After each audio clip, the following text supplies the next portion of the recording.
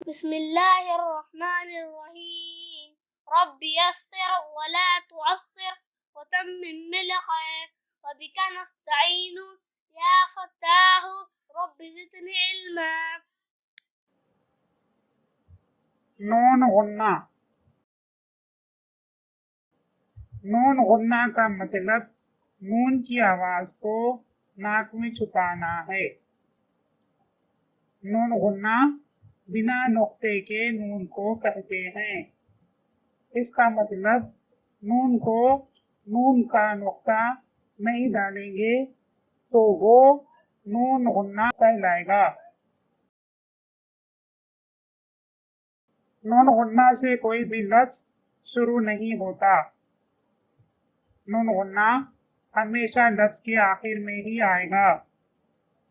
मिसाल माँ, मीम अलीफ नून गुन्ना माँ। में, मीम ये नून गुन्ना, में भी ऐसे लिखेंगे और मैं भी ऐसे लिखेंगे। हूँ, है बहु नून गुन्ना हूँ।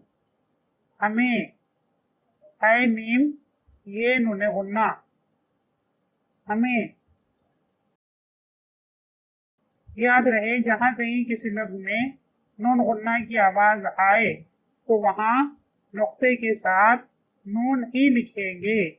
मिसाल 5 पे अलीफ नून जीम 5।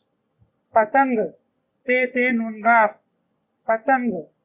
पलंग पे लाम नून गाफ पलंग।